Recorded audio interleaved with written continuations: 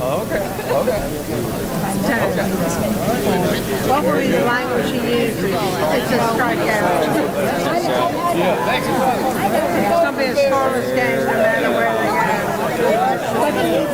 Not that far early, like late last night. After Easter. That's yours? Tell the boy over there to come down. Hey, little boy, come here. Wes, we need a prayer. All the kids got drunk. Hey, good. What is in the goal? Timmy.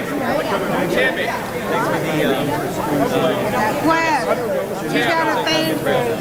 Ridley's giving you a hard time. The kids are coming. They said short people in front, so I mean, what am I supposed to do? Me. I haven't heard back from him. He said he wanted to like meet in person. One more mic check. 1, 2, 3, 4, 5, 6. Everybody good? Good deal. Good job, Brad.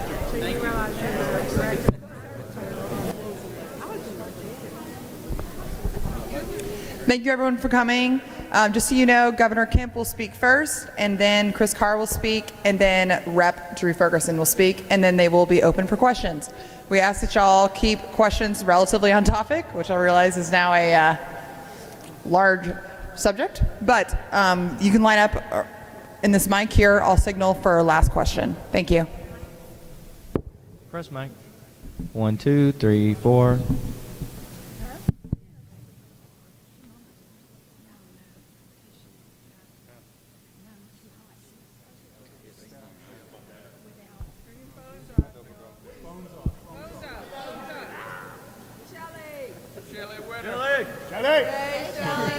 Shelley! 95.5. Got it. Congratulations. Shelley, real news. 9 o'clock. Real news. 9 p.m. to midnight. Real news. Shelley! Now give me a ballot.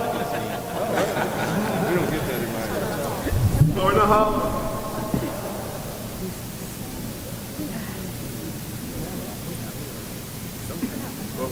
How they gonna put that medicine? Yeah.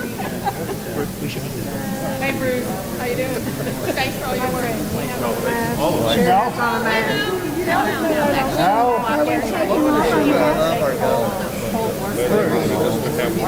they want what's going on or what? Are you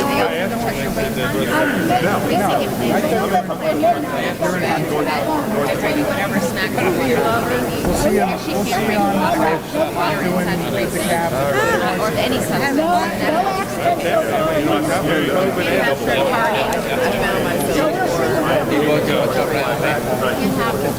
We'll see when I come home.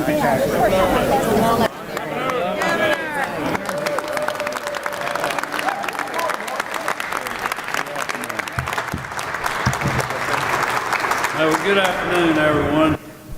Let me thank all of you for being with us today, and I really want to thank so many grassroots conservatives and great elected leaders who are here with us. Yesterday, Major League Baseball caved to fear and lies from liberal activists.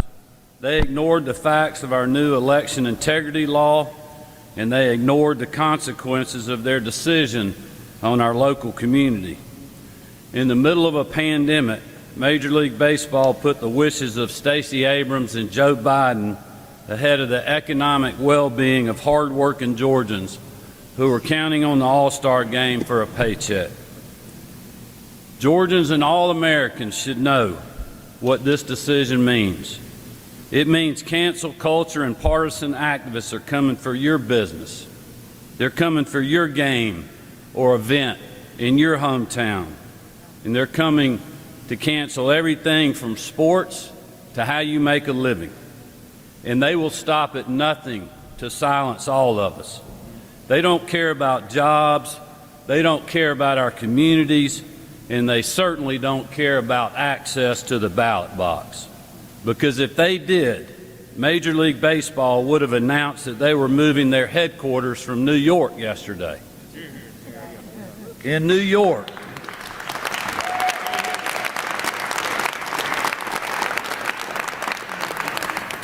In New York, they have 10 days of early voting. In Georgia, we have a minimum of 17, with 2 additional Sundays that are optional for all counties in our state. In New York, you have to have an excuse to vote by absentee. In Georgia, you can vote absentee for any reason, and you can do it securely. It's easier to vote in Georgia than it is in New York. Even more ridiculous is that MLB didn't cite a single reason that they disagreed with the bill in their statement. Everyone standing here today, and those at home, know why. Because the facts and the truth don't support their narrative. It's because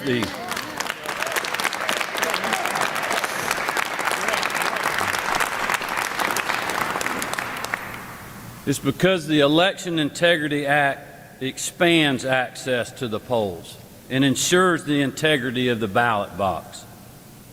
Then why did MLB move the All-Star Game yesterday? Because Joe Biden and Stacey Abrams have spent days lying to Georgians and the American people.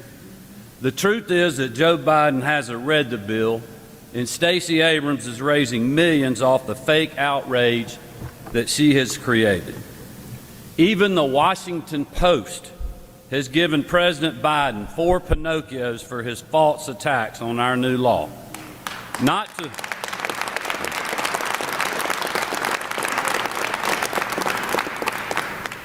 to mention that his own home state of Delaware has no early voting and requires an excuse to vote absentee. But is Stacey Abrams calling these states and their antiquated election laws Jim Crow 2.0? No, because for her and the partisan activists who support her, it's about raising money and obtaining more power. For them, it's not about the truth. It's not about the facts. Because here's the truth. SB 202 expands access to voting, secures ballot drop boxes around the clock in every county, expands weekends voting, protects no-excuse absentee voting, and levels the playing field on voter ID requirements, as well as streamlining election procedures. And yes, water can be provided to voters that are in line by election workers. And yes, we are not going to allow political organizations or anyone else to harass or electioneer voters who are waiting in line to vote within the 150-foot buffer. Those are the simple facts. Free and fair elections are the foundation of who we are as a state and a nation. Secure, accessible, fair elections are worth the threats. They are worth the boycotts as well as the lawsuits. I want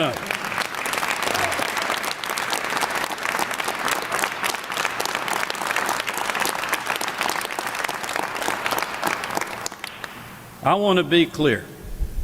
I will not be backing down from this fight, and neither are the people who are here with me today.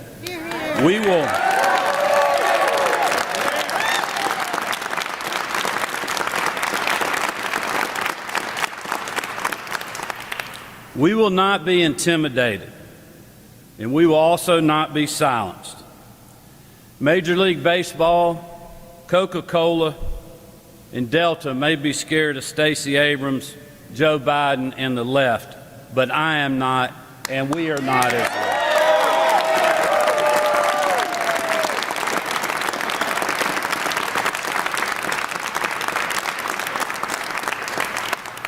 And it's now my honor to turn the podium over to a great friend and a great Georgia Attorney General, Chris Carr.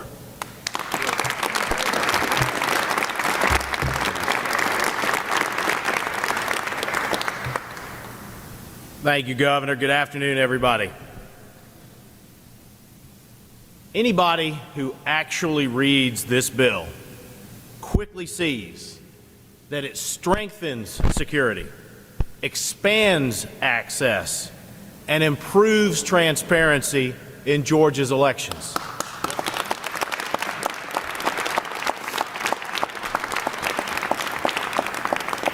Again, anybody who actually reads this bill sees how comparing it to the Jim Crow era, one of the most tragic periods in American history, where human beings were killed and truly were prevented from casting their ballot, is preposterous, irresponsible, and fundamentally wrong.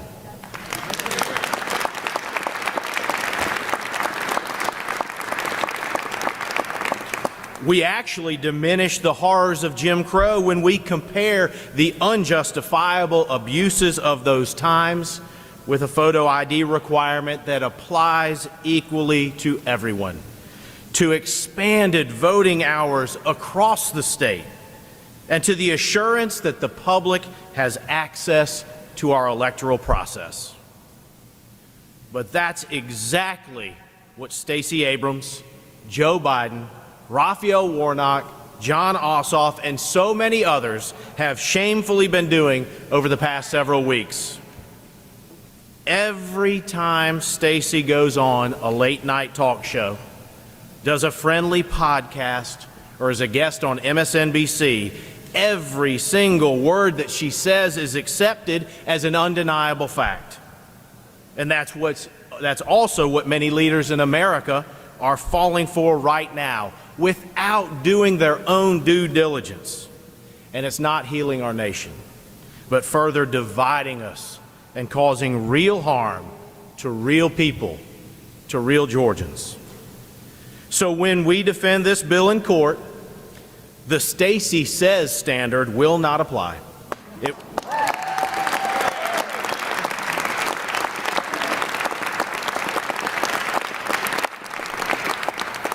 It will all be about the facts and the law. And with that, I want to turn it over to our great congressman from the western part of our state, Drew Ferguson.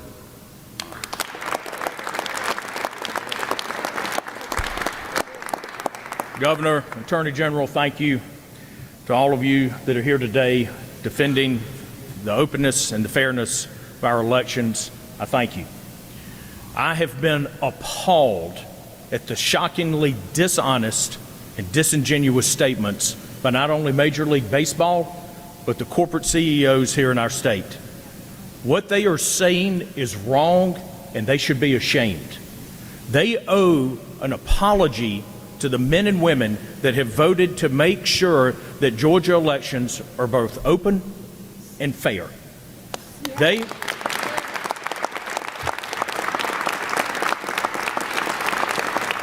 It is unacceptable. It is unacceptable for corporate CEOs and other outside groups and organizations to call the men and women of the Georgia legislature racist. That is wrong, and it must end.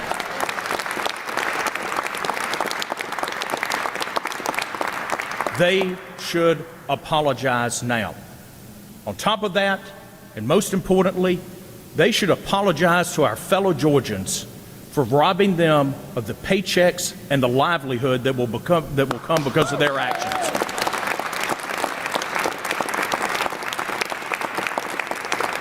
It is unconscionable for a corporate CEO to put himself or herself ahead of the men and women that are working to make their company successful. It is unconscionable for them to make statements that will cause harm to Georgia families, which is exactly what they've done.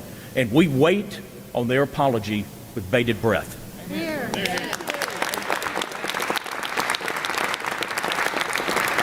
So you've got to ask yourself, why are they doing this? Why are they leaning in so heavily on Georgia, on a bill that does away with the false choice that has been pushed upon us for too many years, that you can either have incredible voter access or voter integrity? We should demand, and we can have both access and integrity, and this bill goes a long way towards doing that. So why are they doing it? Why are they going so hard after our great state?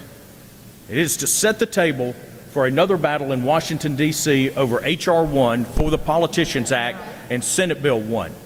Now, that is a bill that nationalizes the election process. It makes our elections less secure by making sure that all of the voting apparatus is centralized in one place. That is less secure than what we have today. It is a bill that uses money owned by the taxpayers of this country to publicly fund at a 6-to-1 match small dollar donations in federal elections. That means that if you're a Georgian, your tax dollars in D.C. will be going to fund a candidate in New York City. That is wrong. It is a bill that does away with ID requirements to vote. That does not make our elections more secure. It does just the opposite. It is a bill that allows people that are not eligible to vote, that are in this country illegally, it gives them a ballot. That is wrong. Most importantly, H.R. 1 and Senate Bill 1 are unconstitutional. And to all of the corporate CEOs, to the corporate board members, to Major League Baseball and other entities, you run your businesses on a set of corporate bylaws and corporate governance. And it would be tantamount to you throwing that out and saying that you will run your company how you damn well please. Yep. That is wrong. It is unconstitutional, and at some point, the shareholders of your company are going to begin to question your fiduciary responsibility and ask, are you doing the right thing by your company and by your employees and by your constituents and your customers, because you're going down a path that makes absolutely no sense, because it is wrong, it is disingenuous, and it is a lie.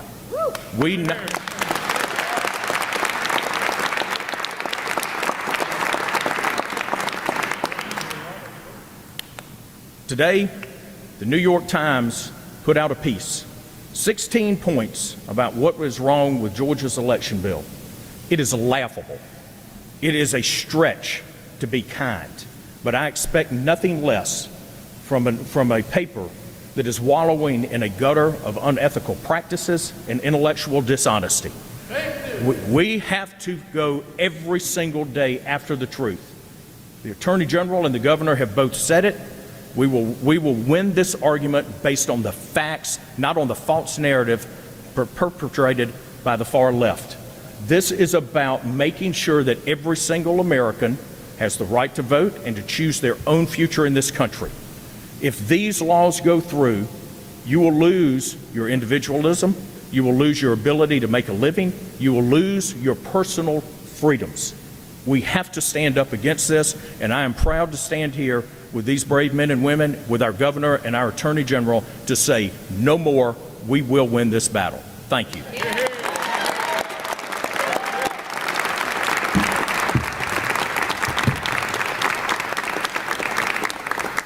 Well, thank you, General Carr and Congressman Ferguson, and all of you for being here today. With that, we'll open it up for questions. Hi, Governor Kemp. This morning you did an interview in which you stated that had the MLB actually come to you and talked about specific problems they had with the bill, that you'd be happy to do it. I wonder if you can talk about... Well, I said I'd be happy to discuss it. To discuss it. Now, if they had come to you with specific problems, which parts of the bill would you have specifically been amenable to adjusting or discussing during this process? You're asking me to answer a non-existent question. Which parts of the bill would you have been open to discussion about? That's the point. That's the point. No one has brought up any specifics in the bill. If you look at all the statements that are out there, look at all the statements, not one complaint. They know they obviously can't complain about us adding access on the weekends. They can't complain about us using a voter ID requirement in Georgia, which you can get a free one if you don't have one. We've been doing that since the mid-2000s for in-person early voting, where prior to this election, 97% of the people, 95% of the people voted that way, instead of using an arbitrary signature match that was problematic took forever and was driving our local elections officials crazy because we had a 351% increase in absentee ballots. They are not complaining, well, some of them have complained about drop boxes, like we're taking something away. For people that don't know and have not read the bill, like Joe Biden, we've never had drop boxes in our legislation in decades in Georgia. We do now, for the first time ever, codified in the law. They were used last election because of an emergency order by the state election board, not by the members of the General Assembly standing behind me. We have done that this year. We are requiring the local elections officials to do continuous counting so you don't have breaks and have doubt and confusion and the inability for either party to monitor the process. No one has said anything about any of those provisions. The ones that have complained about the water issue are factually wrong, including the president. A voter can bring food, they can bring water, they can order a pizza while they are standing in line. But we're not going to let the NRA or the Sierra Club hand out pizza or water to people that are in line within the boundaries specified in the law.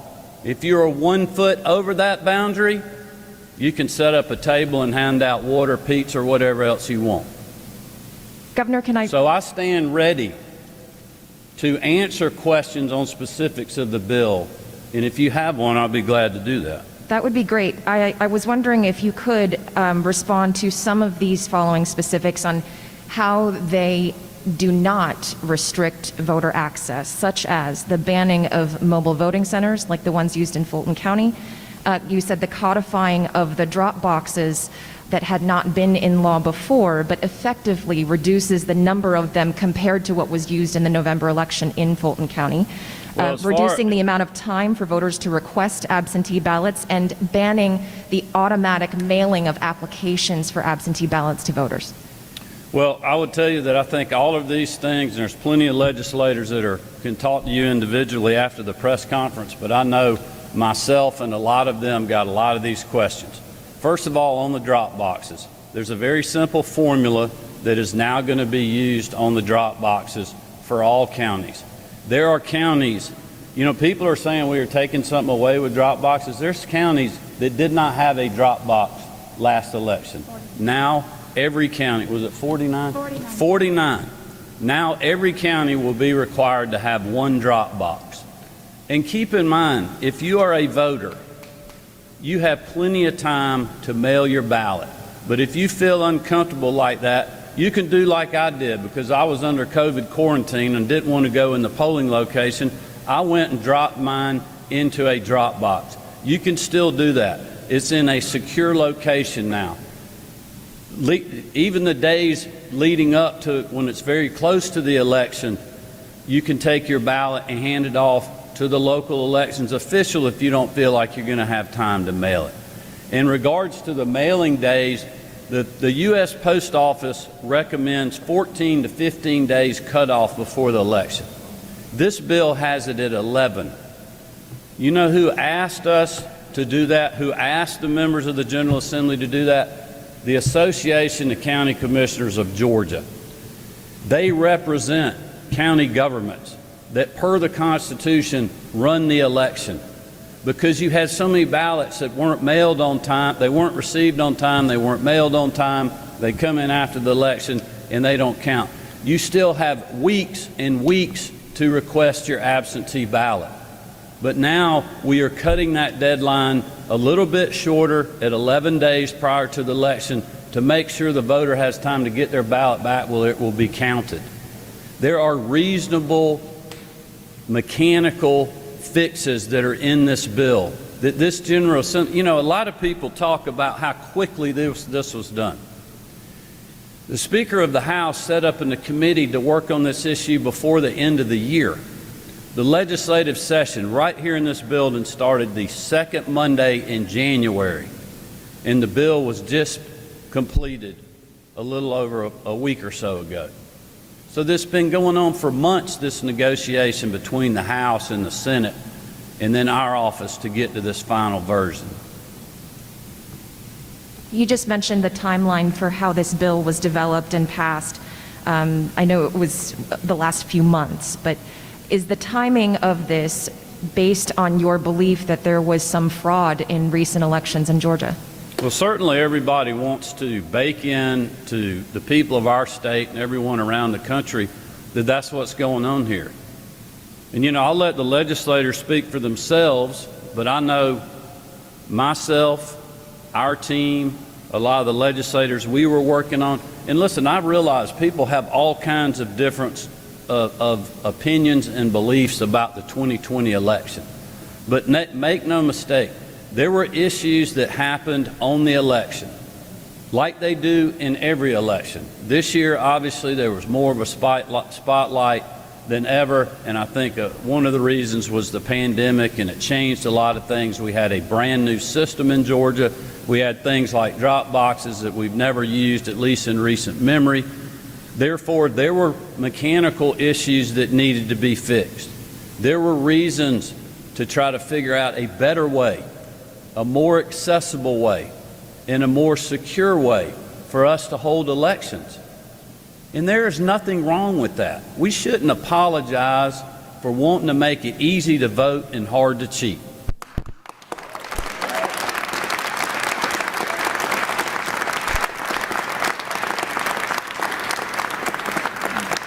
Now, if we were making it less easy to vote and harder to cheat, then maybe there's an argument for boycotts and protests and moving All-Star games. But that is not what happened. What happened was Georgia is going to have secure, very accessible, and fair elections in the future in this state. Governor Kemp, are you concerned at all about a possible snowball effect? And what specifically are you doing to keep Georgia from losing any other major events? Well, I can tell you that we were not wavering. For anybody that's out there thinking that any kind of snowball effect is going to have an effect on me, it will not. Thank you. Because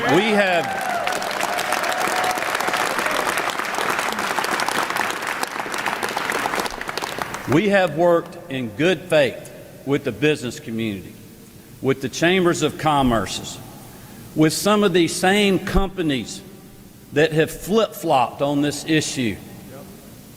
We have worked with their folks, and they knew exactly what was in this bill. And I'll let prior statements and statements after that speak to that fact. But I know in my heart what is in this bill. This bill is creating more accessibility and for us to continue to have better processes in the state that are secure for every voter, no matter who you are. And I don't think we need to apologize one bit for that.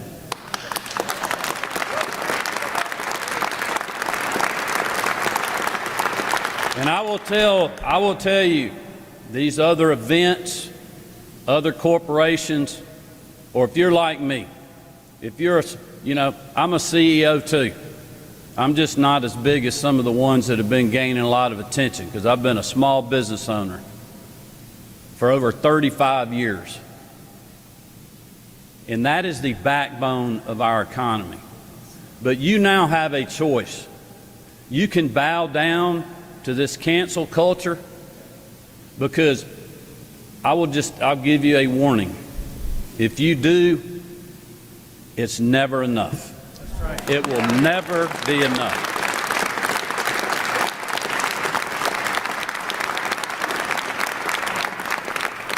Now is the time for us to speak out and hold people accountable. And I'm so appreciative to the many companies and many strong individuals that we have worked with right here in this building that have not done what other people have done because they know what the truth is. I want to thank them for standing strong. But this is where all of us need to come together, Republicans and Democrats, because they'll come for you too. They will come for you too.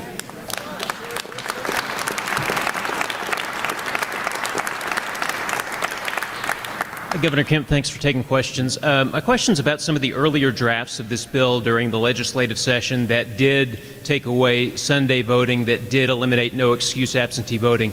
Does that speak to you to any of the original intent of some of this legislation as far as access to the ballot box? Look, I think you make a great point. You know, that's what the other side thought we were going to do when they reserved Jim Crow 2.0 weeks ago. They wrote the playbook for how they were going to react and how they were going to pressure people based on what they thought was going to be in the final version of the bill.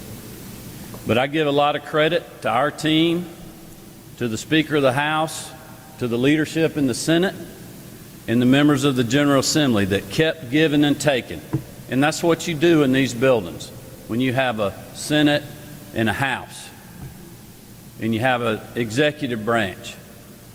And the bill cannot become law without all three of them. You got to pass both chambers and you got to get the governor to sign it. And through that negotiation and through talks with these companies that have now flip-flopped on the issue, we got to what's in the final version of the bill. And that is what's law, not what somebody was going to do. Governor, thanks for taking questions. Your campaign, I have seen, has already started to campaign off of MLB moving the game. Democrats have already started politicizing Senate Bill 202, which you signed. What do you make of this politicization, and what kind of impact do you think it'll have on the 2022 election cycle? Hey, I'm in the fight, politically and as the governor of the state of Georgia.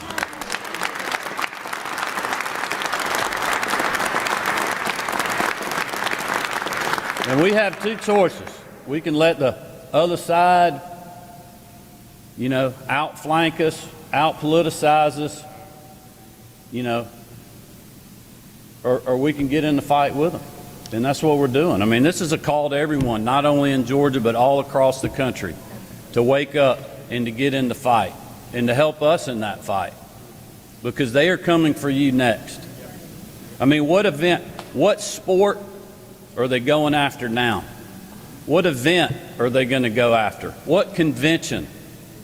What are they going to do if the Braves make the playoffs? Are they going to move the damn playoff game? I mean, they're going to move it. They're going to move it to other states that have more restrictive voting than we have. I mean, if we're going to gauge everything on that, then as Congressman Ferguson said, you don't believe in what the Constitution says. Our founders of this country created elections at the state level, and this came out 50 years after the signing, creating our country. The reason they did that was it would be harder to have foreign interference on our elections. That is more prevalent today than ever.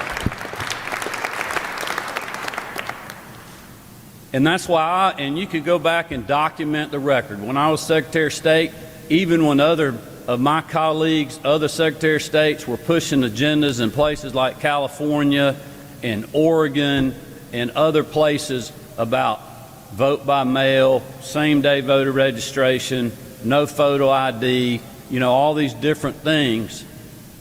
I didn't like that. I thought it was a bad idea from having secure elections, but also supported their right to do that because of what the Constitution said. And that is what all of this is about. They are trying to pressure these corporations into supporting H.R. 1 and S.R. 1 to undermine our elections in the states and make an unconstitutional power grab in Washington, D.C. This is our last question. Governor Kemp, my name is Abednego Don. I'm a Georgia resident. I live in Gwinnett County. I appreciate your coverage. We all join you in communicating this not only in Georgia, but nationally as well. My question is this: how is it that in-person voting requires identification, yet we fuss and fight over requiring identification for absentee ballot?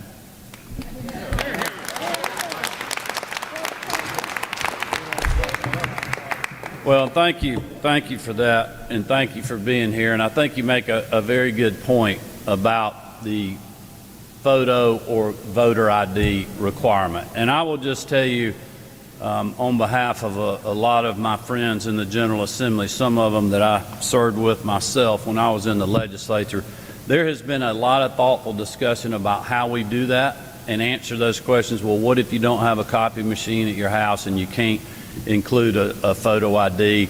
That's why you have where you can simply write the numbers down and other ways that you can request an absentee ballot. And again, I looked at this morning because I had a question about this on the free voter ID requirement, and if you don't have one, how you can go about getting that at your county elections office, at Department of Driver Services places around the state. Early in my days of being in the Secretary of State's office, we actually had, and I know when Governor Perdue was here, there was mobile vans and buses that would go around and help people get voter IDs if they did not have one. That all still exists in our state. I doubt there's very many people that do not have.